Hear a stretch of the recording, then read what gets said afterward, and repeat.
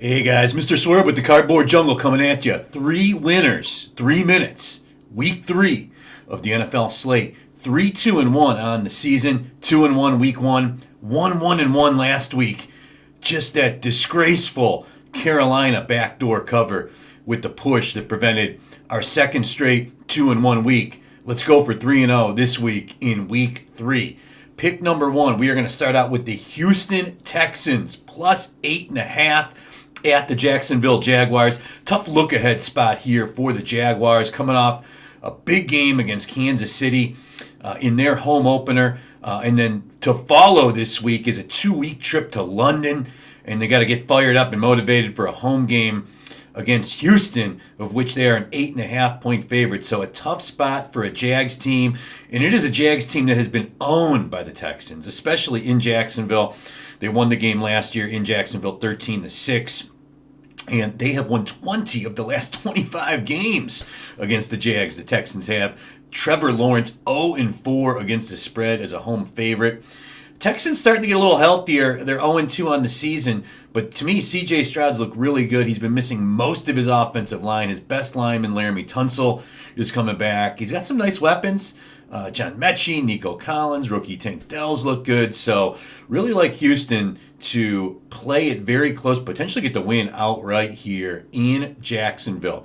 Pick number 2, the Green Bay Packers, minus 1.5 at home against the New Orleans Saints. Again, a tough spot here for New Orleans. Back-to-back road games. This one on a short week, coming off the Monday night football game. And it's an early start, 12 p.m. local time in Green Bay. So a tough spot for New Orleans. And Dennis Allen, to me, is one of the most overrated coaches in the National Football League. He is not good on short rest. 7 games, short rest, 1-6 straight up, 2-5 against the spread. These short rest games, coaching tends to be more of a factor. Like LaFleur a lot more than I do Dennis Allen. Matt LaFleur also one of the best coaches in the league, coming off a loss. He's 12-3, coming off a loss. I expect Green Bay to be highly motivated. Their first home game at Lambeau, back-to-back road games to start the season. Very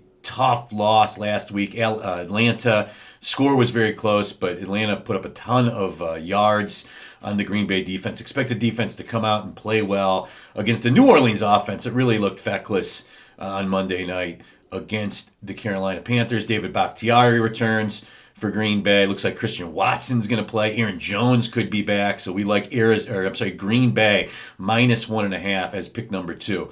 Pick number 3, we're going to go back to the Pittsburgh Steelers. Well, they are plus 2.5 at Las Vegas in the Sunday night game.